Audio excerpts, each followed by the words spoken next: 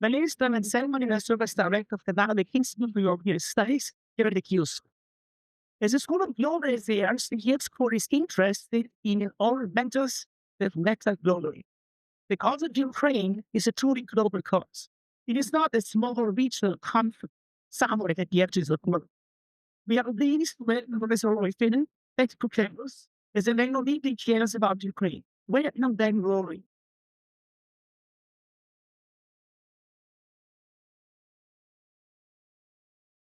Professor Finnin will be one of the keynote speakers and pillars of the major conference on Ukraine, Revolutions of Hope, that the Dynamic Institute is hosting this week, starting with the President's Forum of the World. I would like to take the opportunity to welcome Taras Shevchenko, director of Ukrainian Catholic University.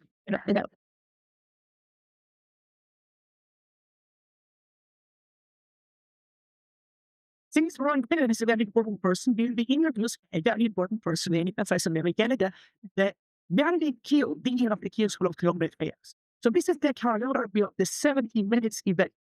I will briefly introduce Dean Gallagher, who will then introduce Professor Finnin. We'll then deliver this lecture, and then there's some time for questions. We will end at 1:40 the latest. Professor Mary Gallagher joined the Kiev School as its second dean in summer 2024. She has had some connection with our school since she served as an external reviewer of one of our units in the Law Institute for Asian and Asian Studies. It's not too hard to conclude from this fact that Professor Gallagher is an expert on Asia, especially China. Professor Gallagher came to us from the University of Michigan, which we learned to laugh, try to laugh. As in the International Institute that also had the Anne and Ellen Bernstein Chair in Democracy, Democratization, and Human Rights. Since Notre is very careful in selecting its students, we will not be surprised that Mary Gallagher gets an award-winning outstanding scholar who has published extensively in leading academic journals as well as in prominent media outlets such as the Washington Post and the New York Times. She's the author editor of 5 books on contemporary China with Cambridge, Cornell, and Princeton. She's now president senior fellow at the Province's teaching concern for the World Bank, the US government, and many other non-governmental and international organizations. Professor Gallagher earned a PhD in politics from Princeton University from MA in government and East Asian studies from Smith College. Her international experience includes teaching at the Foreign Affairs College of Beijing and visiting professorships in Shanghai. Mentioned several universities, but I cannot pronounce them, such as Chip. We are grateful to the Mary Dean for being with us today. We very much appreciate her leadership and support as she steers the ship of the Q School in its next phase, and the ship of this event into its next phase in the introduction of our speaker. Please welcome your team.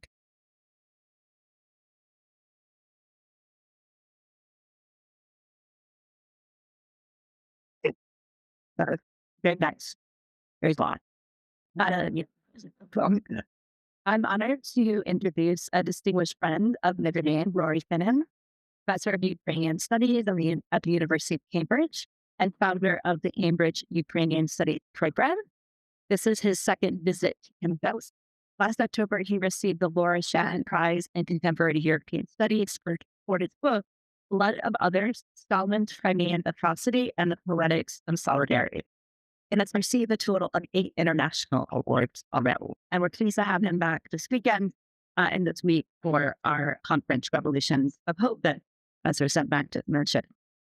Since launching the Cambridge Ukrainian Studies program in 2008, Rory has curated and organized over 40 exhibits and cultural events, all of which have advanced public understanding of Ukraine's language, history, and society in the United Kingdom and beyond. He's the former head of the Department of Slavonic Studies and chair of the Cambridge Committee for Russian and Eastern European Studies. We don't begrudge the fact that he is a native Cleveland. It's not good and or being seen and his current moment. Everybody knows what I'm talking about. We're talking about football, PhD in Slavic languages and comparative literature from Columbia University, and he holds certificates from the Harvard Institute and from the Institute for the Study of Human Rights at Columbia University. And his research focuses on the interplay between culture and identity in Ukraine, with particular attention to Crimea and Crimean Tatар literature. His broader interest in naturalism studies, solidarity studies, and cultural memory in the region of the Black Sea. We're pleased to welcome Professor Finnin at the Advanced Club, Freedom's Liberator, Taras Shevchenko, and the Making of Modern Ukraine. Professor Finnin will introduce us to Shevchenko's poetry, which has inspired the pursuit of freedom and resistance to political oppression. One could read his work in the context of the long Ukrainian anti-colonial struggle, especially against Russian imperialism. Please join me in giving a warm welcome to Professor Finnin.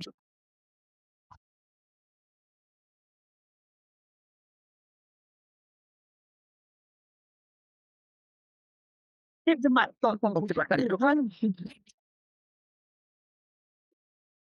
Forgot about that. Mary, thank you, Clemens. Thank you for this wonderful. I'm still thinking the mic is here. Thank you. Welcome the hospitality. It is wonderful to be back at Notre Dame.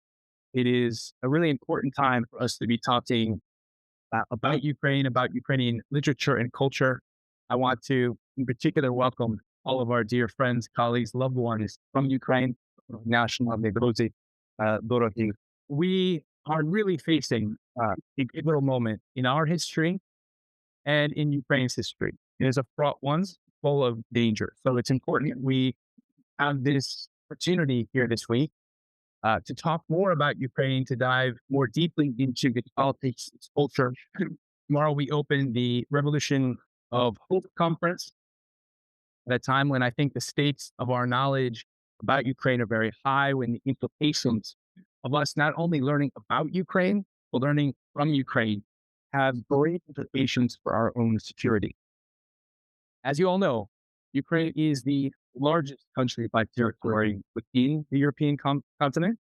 And as a state, it emerged over centuries from the peripheries of three different empires. Not one empire, not two, but three different empires. It is very diverse, highly dynamic, and as a cultural and historical object of knowledge, it is fascinating and endlessly complex. So today, I want to say hack this complexity and explore with you Ukraine's source code, the poetry of Taras Shevchenko, born in 1814, and someone who died only days before the emancipations in the Russian Empire in 1861.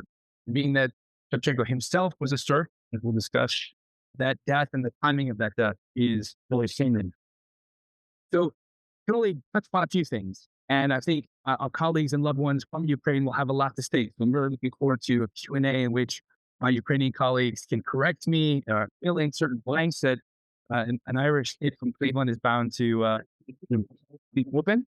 But what I've discovered over the course of my career is just how deeply the roots of modern Ukraine are forged and located in the rhythms and rhymes of Taras Shevchenko.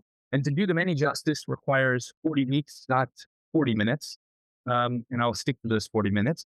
But even in 40 minutes, I hope to leave you today with a deeper understanding of Shevchenko's monumental achievement, without which I think modern political Ukraine would simply not be possible, because his art advances not a national genealogy, not some kind of national history. These are the kinds of things we normally expect from our national poets, after all.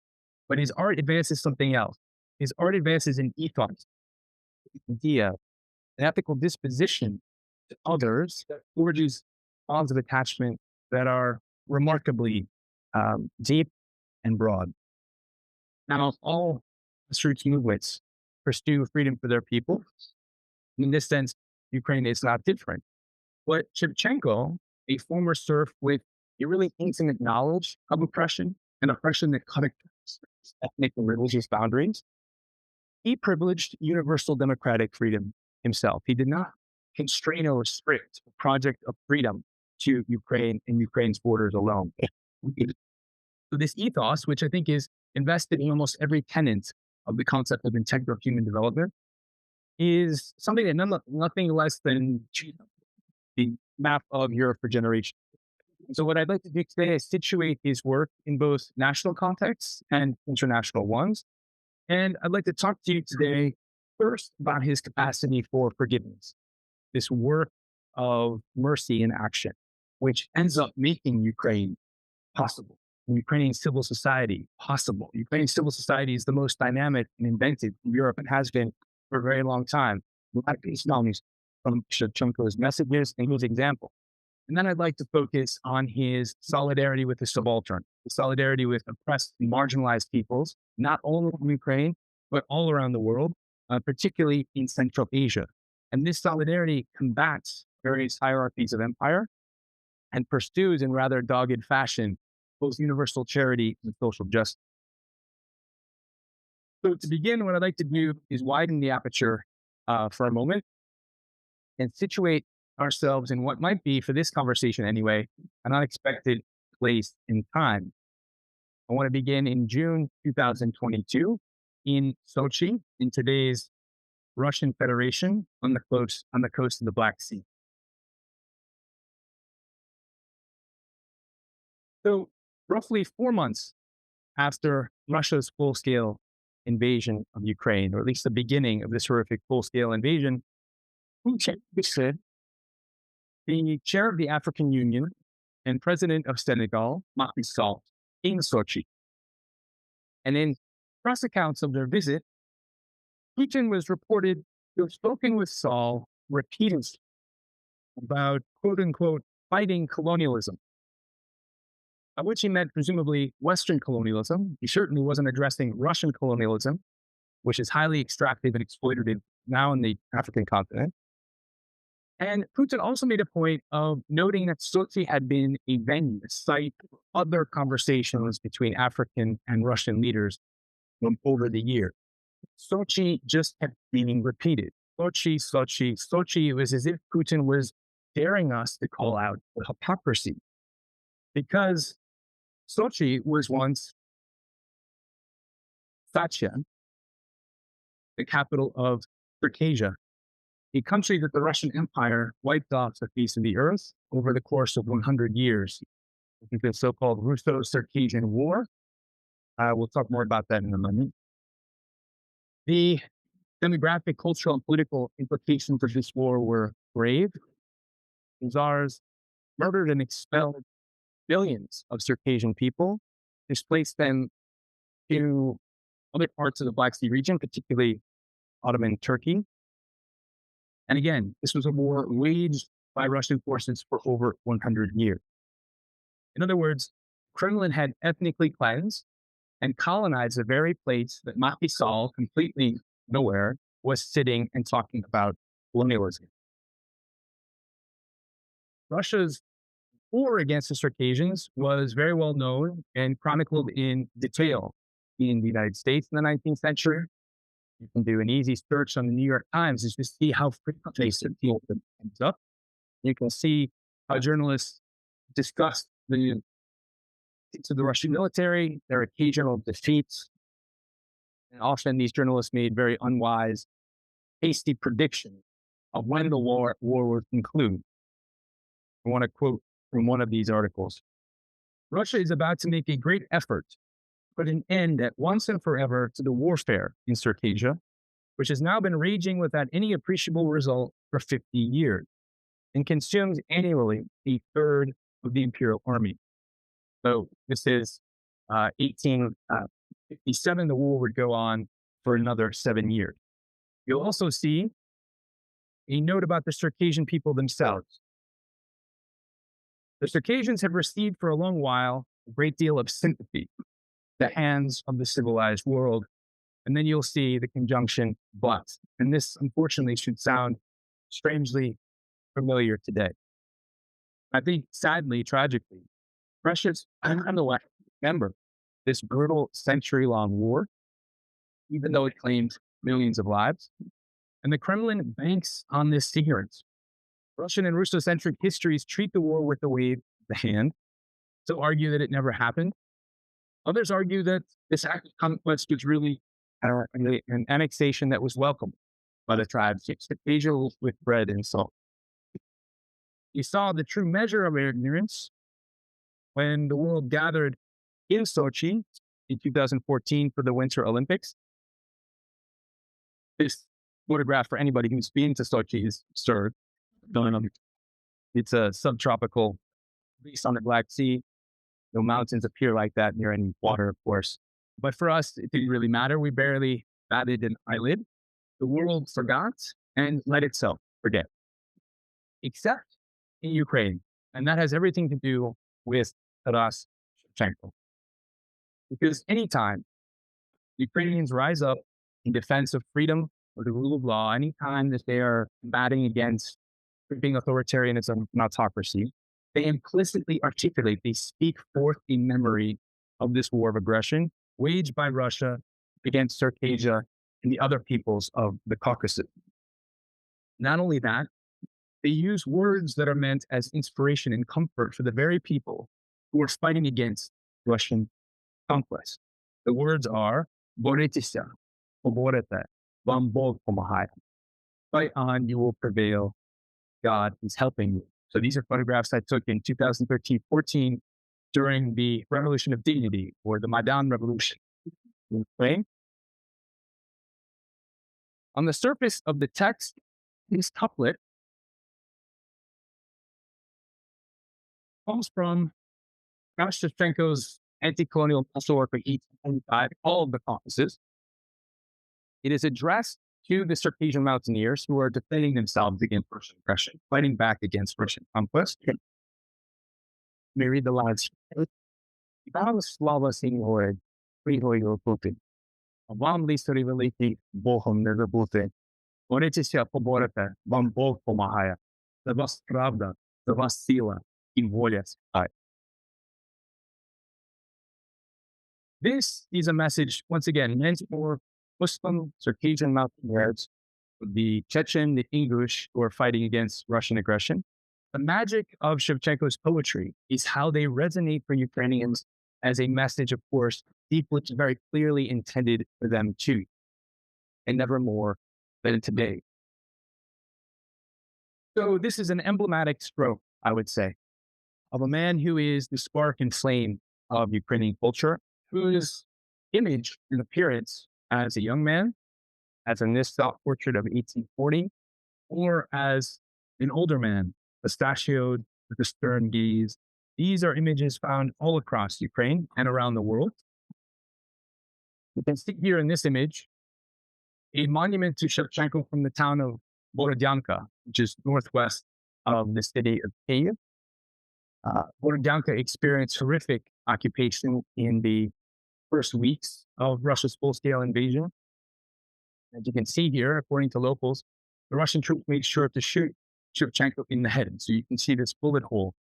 And there's a very devastating and poignant story of a 9-year-old boy who couldn't speak of the horrors of occupation, but could speak his feelings of confusion and anger for this attack on Shevchenko's statue. He couldn't explain it. It is, of course, hard to understand. Russian forces shot at this monument because they couldn't defeat Shevchenko's words. So, who was Shevchenko? My favorite characterization of the poet is by way of the Ukrainian writer Andrei Kurkov, who calls him the Dalai Lama of Ukraine, a man born slap dab in the middle of Ukraine in 1814. He deserves his own Hollywood blockbuster, and I've been calling for one for quite some time. A serf, literally the property of another human being, a serf who was born in central Ukraine and then became a painter who became a poet, and a poet who endured in pretty much exile to become the voice of a people, often begrudgingly so. And it's really difficult to oversee the significance of Shevchenko for Ukrainians across the country, across the centuries, and indeed across the globe.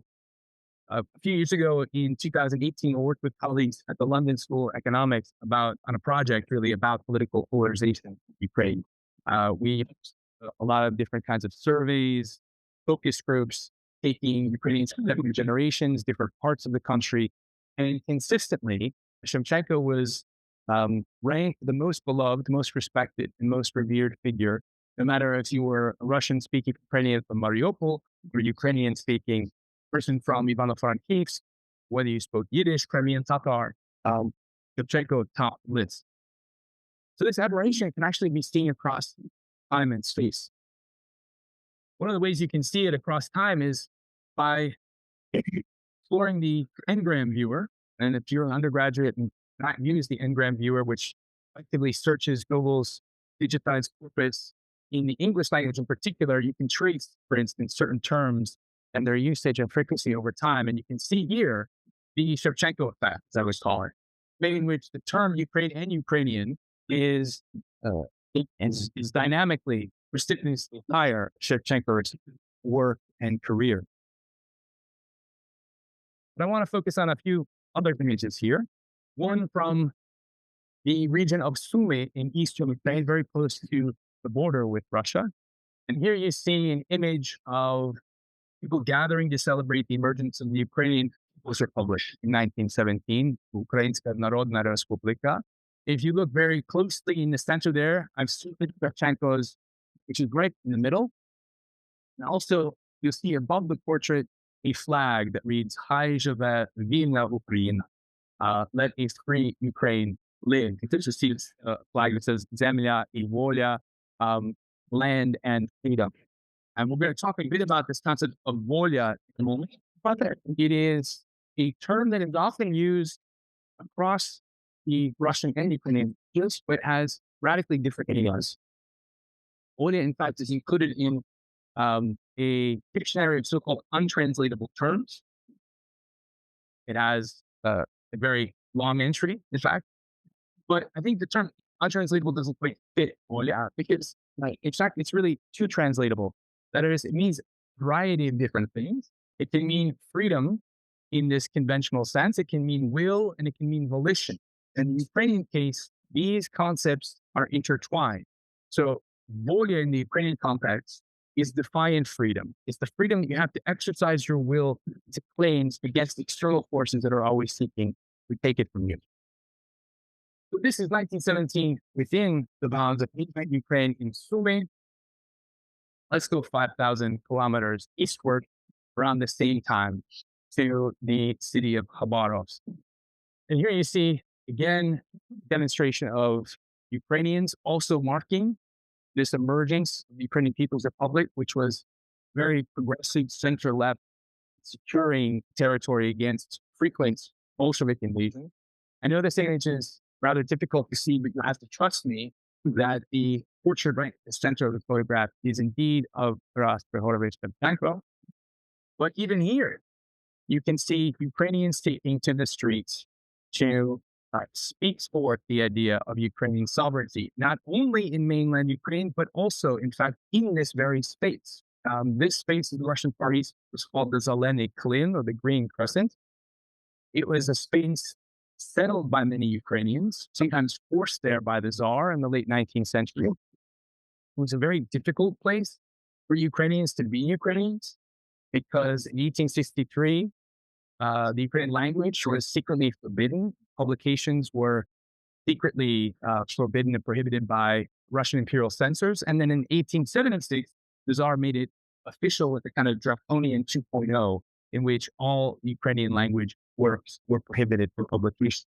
So in the Far East, it was difficult for Ukrainian migrants who were brought there to till the land. It was difficult for them to maintain their culture, their traditions, but they did.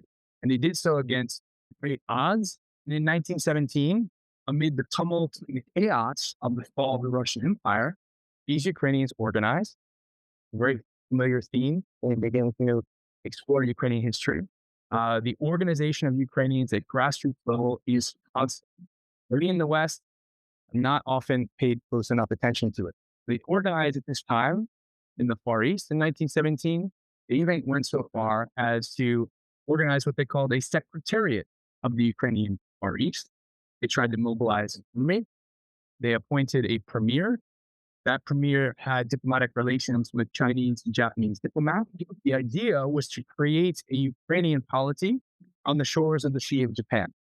And that may sound like the punchline to a Soviet era joke, but it's not. And it's very, very important for us to embark on a closer study of projects like this because it tells us a great deal about the vibrancy of the Ukrainian political and cultural project, one that we've been ignoring, I think, collectively for far too long.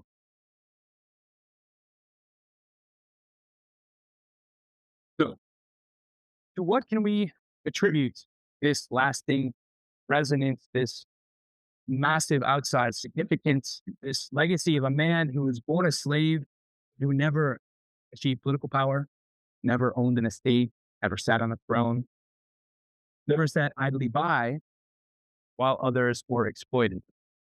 Above all, what secured his status were his poetic gifts with the Ukrainian language.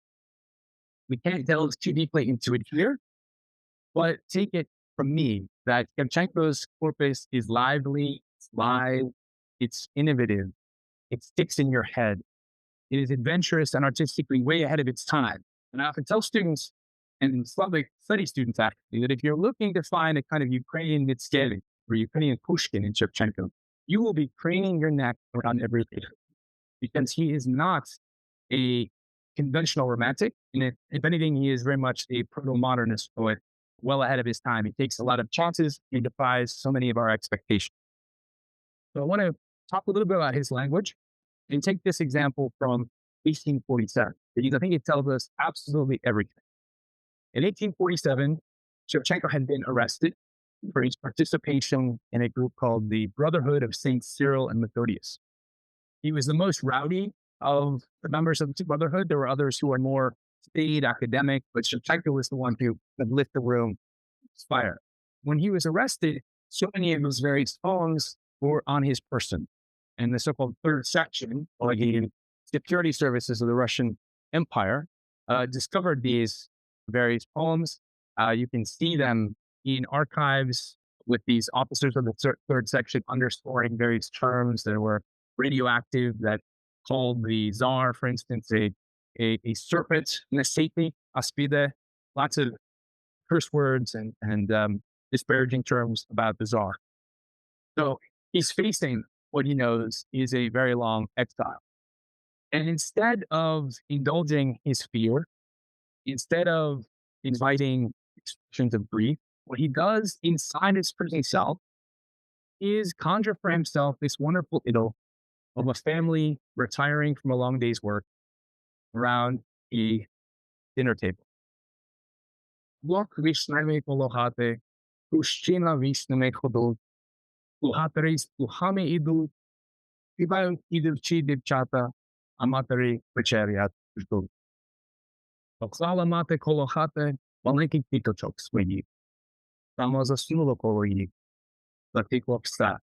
Тільки дівчата та соловейко не затих. Notice how Shevchenko takes the rhyme that's normally at the end of a line and injects it everywhere. He embraces assonance, eternal rhyme. You have so many different sonic curly cues in this poem. It is a force of inspiration for himself as an individual, as a holistic person who's trying to hold it together in the face of Tsarist punishment. And indeed, that punishment comes.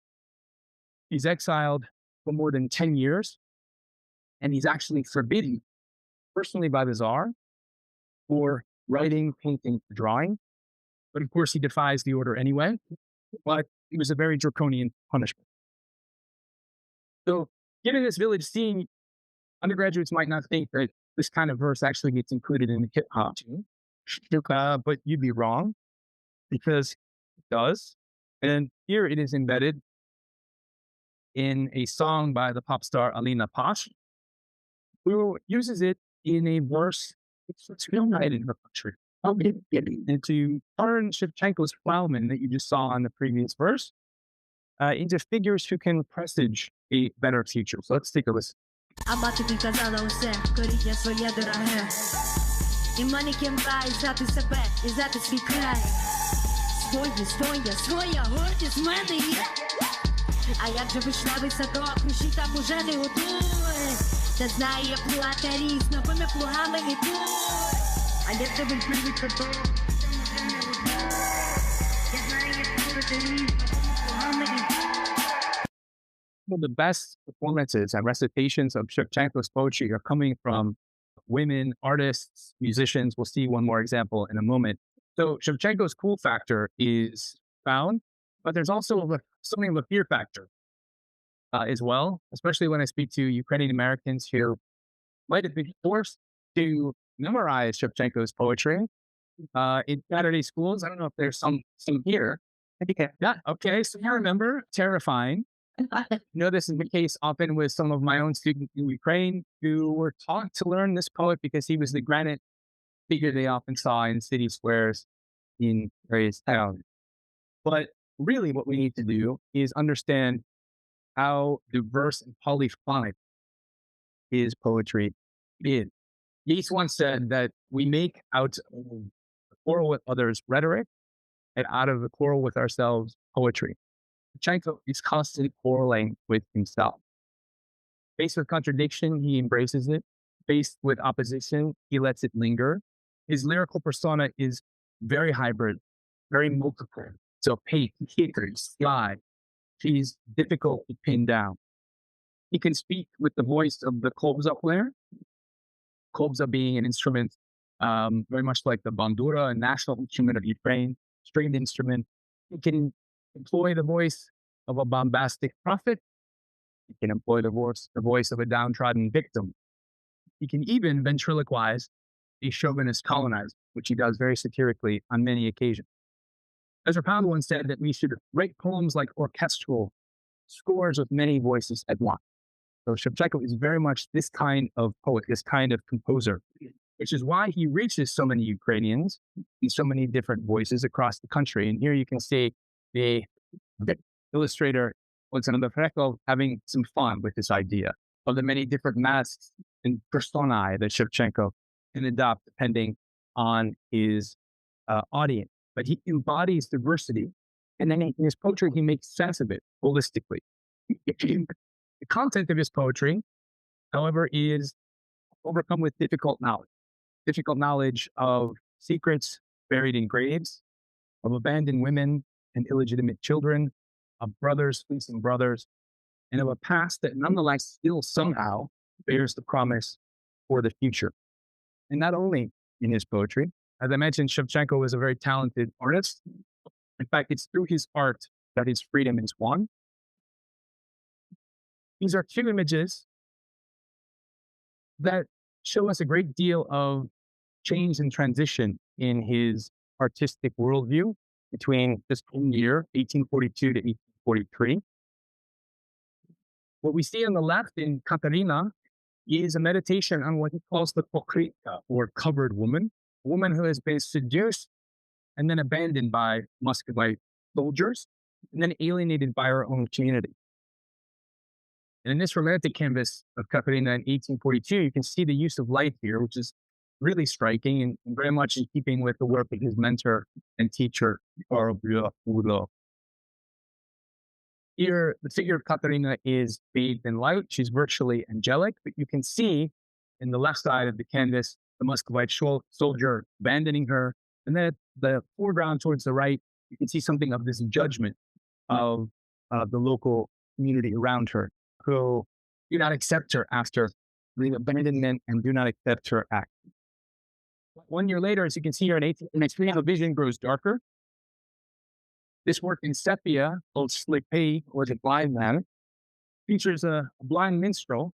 This is a very common figure in Shevchenko's poetry, one he adopts as an image of himself. He self-fashions as this type of figure. That is some sort of bombastic prophet, but rather as a modest and an humble and indeed destitute figure. You can see how in this of sepia, the blind man is accompanied by a crippled boy to his left. And then behind him, quite literally marginalized in this work, is a young woman hidden behind and concealed behind this fence. And the fence extends right through the center of the canvas, almost inviting us to want to tear it down. The reason for this transition between 1842 and 1843 is that Shevchenko in 1843 returned to Ukraine after almost a decade of being away in the imperial center. He was owned by a man named Pavel Engelhardt, and only in the 1840s free to return to his homeland. This is just a quick image to show you the seminal collection of Shevchenko's poetry in 1840. And then on the left, zone drawings, once again, of this Kobzar minstrel with a crippled boy to his side. In this work, Bogdanovi Ruiny, the Votovi, you once again get a sense of this visual pletho. It's a rather dour portrayal of the remnants and debris of the estate of a very prominent Ukrainian historical figure, the hetman of the 17th century, Bogdan Khmelnytsky. Dark, but yet at the same time, Shevchenko always offers us this blank of light in the foreground, and even a foreground that is showcasing this resilient, robust flower and plant, indicating that renewal and regeneration are always possible.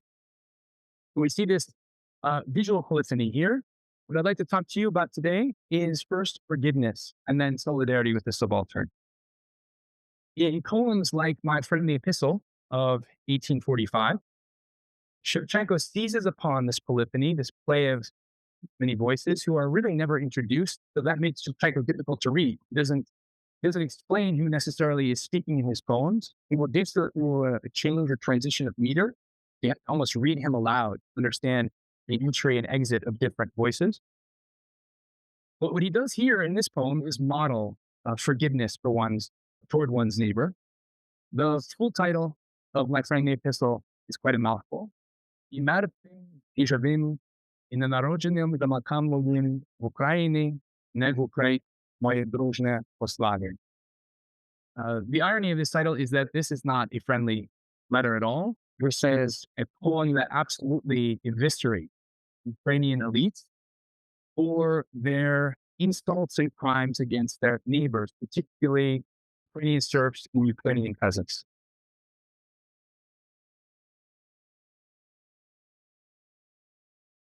How fierce is this rhetoric? Well, first of all, it should not say a you, a spoken you. He shouts this you. This you is materially wealthy and yet fails to see their duties to their own people, to the neighbors and the peasants around them. These are people who take on heirs, forget their own culture, abandon their own sense of local authenticity, and speak the language of the occupier, begin to perform according to the traits and attributes of the imperial center. And here you can see just how insulting Shevchenko is toward this you. Kamenitsia nadolude, dite yoredevi. Come to your senses, imbecile, you foolish children. Not the nicest way to talk to your own people. Certainly not the nicest way to speak to your readers. Kamenitsia, butelude, oliko vam Buddha. Once again, kamenitsia, redeem yourself. Engage in an act of redemption. Acknowledge a sin towards your neighbor. Otherwise, evil will follow you. This constant address of a you, the spoken you in the poem, is not that we can liken to interpolation. Interpolation is a concept introduced by Louis Althusser in his critique of capitalist ideology, just in Times Square 2 days ago. And Althusser would say, I was constantly being interpolated by the various advertisements around me. This is a hailing that takes place in which I, as the addressee or possible addressee, turn around in a kind of me moment, suddenly accept that I could be the intended addressee of an ideology, and in this sense, of a national membership. So the fact that Shevchenko is calling out to you is already a way of amplifying that the reader is in some way Ukrainian, not because of the language they speak or the religion they profess, but because they're reading him and listening to his word. So over the course of the poem, 255 lines, Shevchenko exercises mercy because he ends up enveloping these addressees that he's been shouting at the entire poem and instead accepts them into the family. This is the way the poem ends up including I mentioned Obrata. This is right out of Matthew 25:40. The least of my brothers, accept them, embrace them, the smallest brother. The final lines, embrace them, my brothers, I beg you, I beseech you. So in the same way that the poem begins with kamenitsia, redeem yourselves, it concludes with omenitsia, embrace, come together. And so in many respects, we can see a certain kind of activity taking place in the poem. And we can liken it to a poem drafted, as it were, by way of a conquest. the center of the compass is the eye of Shevchenko's persona. On the periphery out there, doing all these terrible things, is that spoken you. I'm getting all those insults. And then there's the unspoken you of the reader right in the middle. You're a Ukrainian reader in 1845, probably don't identify with the person being insulted. And increasingly you gravitate to the lyrical persona's eye. You feel the attraction of this moral center. What ends up happening over the course of the poem is that the I, the spoken you, and the unspoken you of the reader come together in this coalescence towards the end of the poem. This is very much the practice of mercy in action, forgiveness that brings the natural community together in a holistic way. Shevchenko's message of doing unto the least of my brothers is not national. As I said earlier, it's universal. It's global. While he was in exile, where he, once again, was forbidden to write, paint, or draw, he composed a series of works, again in sepia, which call attention to the poverty and the suffering of particularly children in Central Asia. So in Kazakh Boy on the right, our experience of what should be a lighthearted moment of a young boy playing with a cat is shaken by the sight of his distended belly. And the fact that the darkness in the foreground obscures his face. You'll notice how the poet places himself behind the boy. So that's Shevchenko in the background. He's quite literally on their side. He's looking out at us with an expectant gaze. What are we going to do about the conditions these children find themselves in? Similarly, the Baigush, the beggars, also from his period in Kazakhstan, two young boys at the door asking for food. Once again, Shevchenko is with them in solid, looking out at us, scared for us to act. This brings us back to Kafkaz. We began with this poem.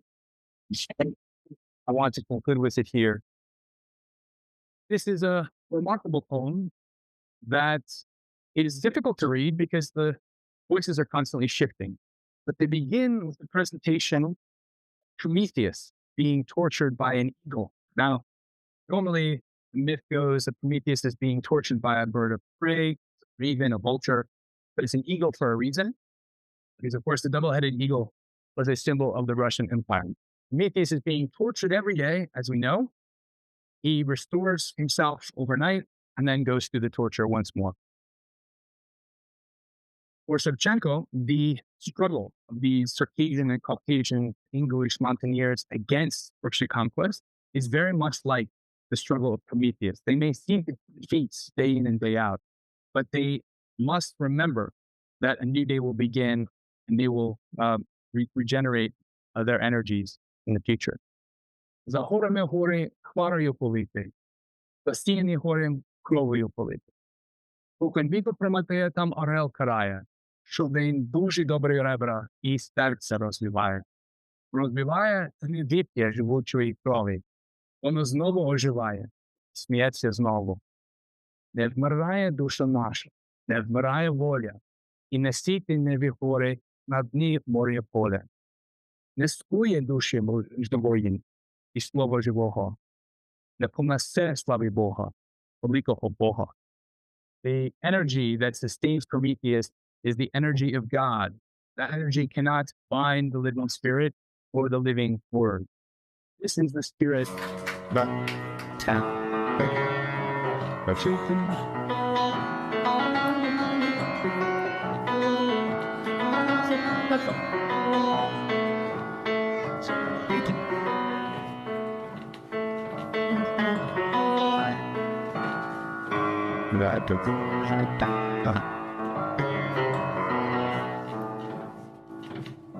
The one on the road, хмарою полегче, Засіяні горені, травою тілечі, сподком віку трави, тея та морел карає, щодень Божий дав беребра й серце розбиває, та не вип'є цілі, що й крові, воно знову оживає, і сміється знову, не вмирає душа наша, не вмирає воля, а не ситий не виворе на дні моря поле, не скує душі живої, слова живого, не понесе славу Бога, великого Бога. For those of you who have read Tough Cause before and heard it recited, there's often a grave male voice in your ear. That was often the way that the poem was intoned, at least in my experience. And performers like Tanya Havrilu actually restore Shevchenko's rhythm to this almost jazzy, bluesy cadence, and really lets his assonance, his talent come alive. So we have a really deft sleight of hand in Shevchenko's poetry. His expression of this holy freedom, this concept of defiant freedom that is holy, that powers moments of anti-colonial resistance. This is internally processed as deeply spiritually foundational by the people of Ukraine. So it's a message that is transnational, meant for those on the Black Sea fighting off Russian conquest, but meant for those back home. It's a source code of an ethics of liberation here that knows no political, religious, or ethnic boundaries, but doesn't face them either. And I want to conclude with a powerful image that I know most Ukrainians or all Ukrainians have seen.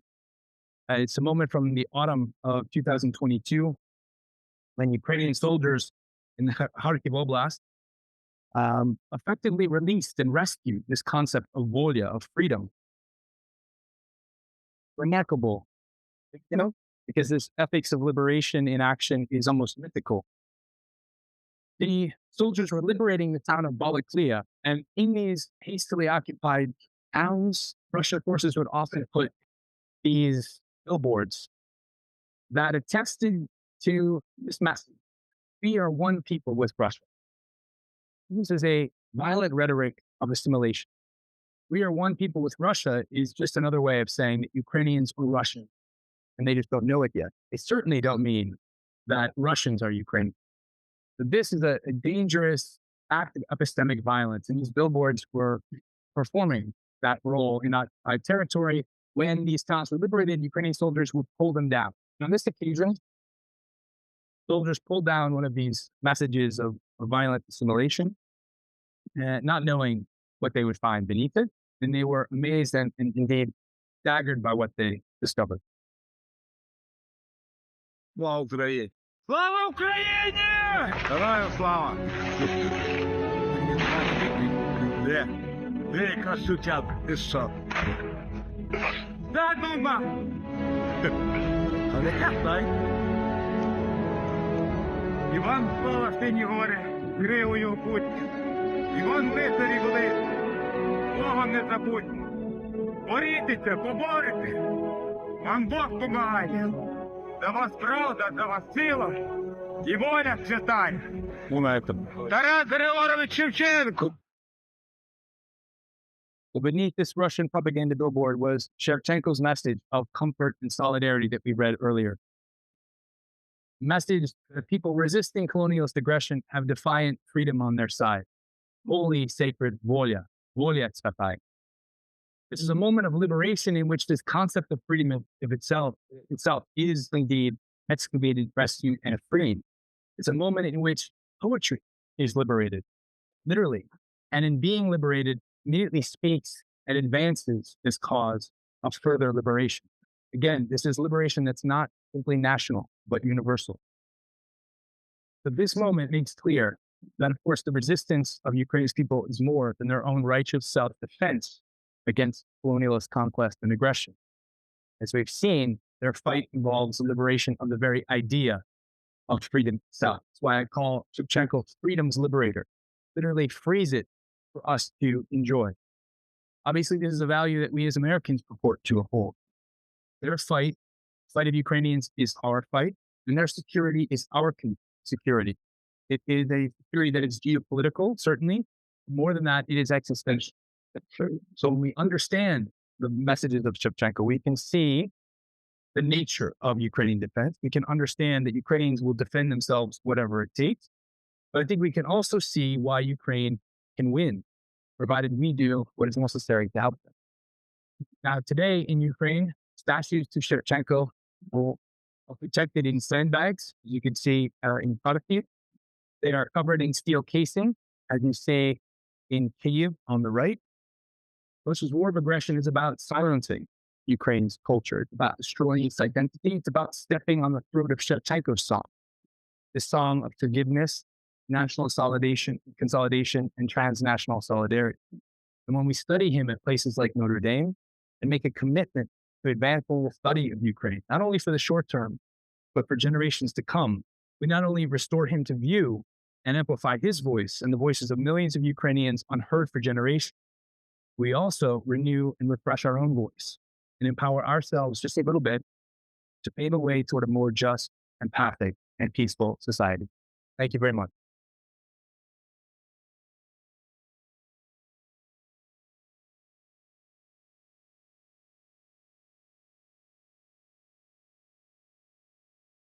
Thank you so much, Rory. We have about 15 minutes for respectful questions on very brief comments. Who would like to break the ice? Listen to the ice.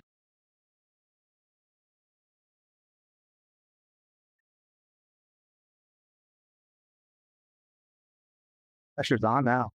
She's not too but that's maxed out. Okay, thank you very much. It was very moving, and I find the timing of this question a bit unfortunate in that respect.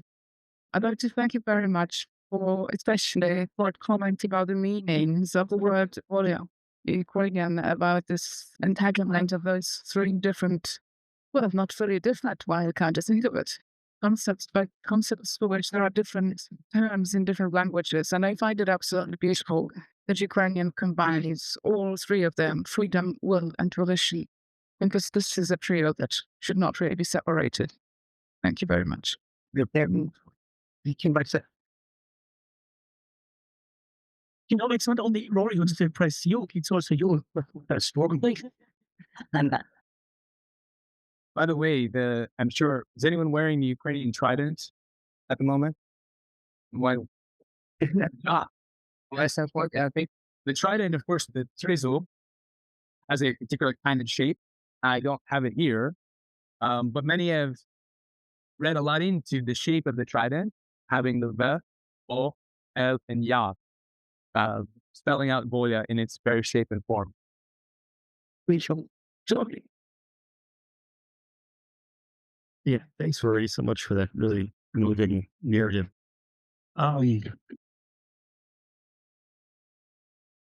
Question and a comment, I think I'm going to try to get the hop ball out, because I think I'm probably not the only one in the Marine who's been experiencing a great deal of shame in earnest research. And I think it's very much tied to some of these kind of mythological paradigms of anti-colonialism that really your scholarship is predicated by. And when we see the current administration, let's say, imitating Darth Vader perhaps a little more than the rebel forces, I'm beginning to wonder not just what this means about contemporary global politics, but if we're not really talking about a lot of our own ghosts, right? I wonder if you care as gently and carefully as possible to maybe unpack some of that. By ghost, you mean Ukraine's ghosts or our own? Well, I mean, I do find it, even as some of us would so much like love to jump up and cheer for anything you've said, we're such heroes for supporting Ukraine against, going in. And then so much what you said about Circassia could be said with the indigenous peoples of North America, right? So there was just so much. That's what I'm talking about with the ghosts, right? Like all of us are complicit, and not just this ultimate big bad guy in Russia that, we all are kind of very, very upset with at the moment. You're absolutely right too. obviously, thank you, Sean, introduce our own history here and our own shame. Obviously, when it comes to Native American cultures, Indigenous First Nations here in North America, we grow up at least casually learning. And I think most Americans, whether they want to really admit it or not, will recognize the violence that was perpetrated against them.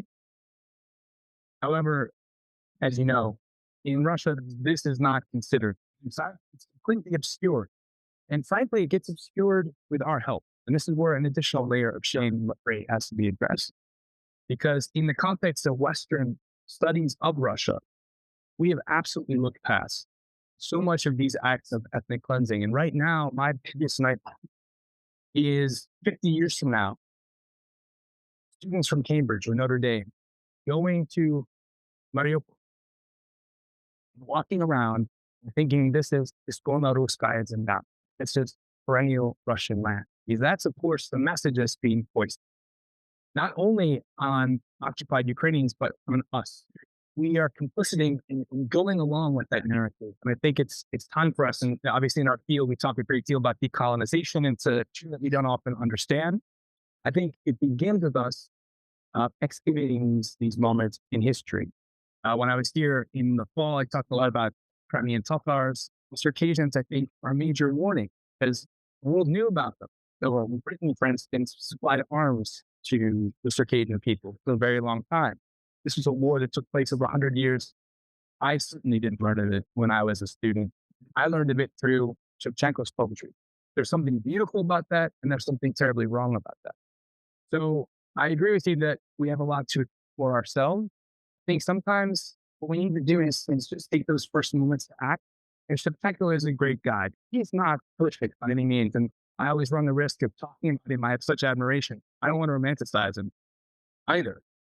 But he speaks of sleeping in freedom being worse than slavery.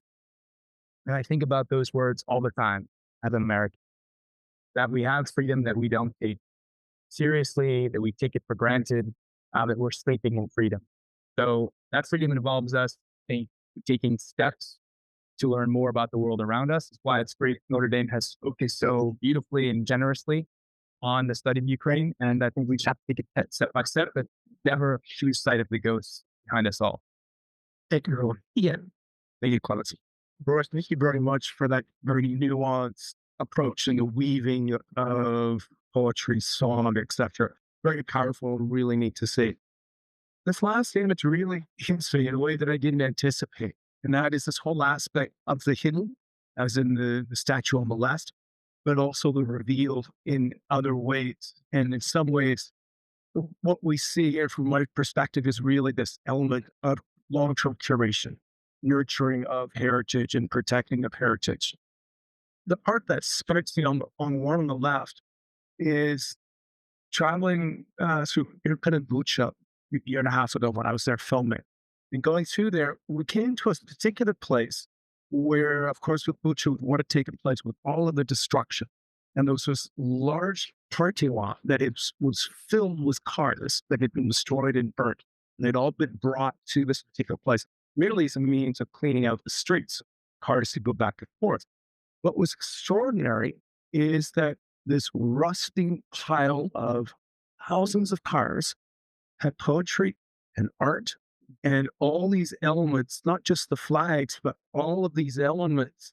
And now you make me wonder, thinking about what was there and sort of that as a compilation. It's no longer there, but it just thinking about at that point, sort of this reconstruction of memory and of history, and at the same time, the curation.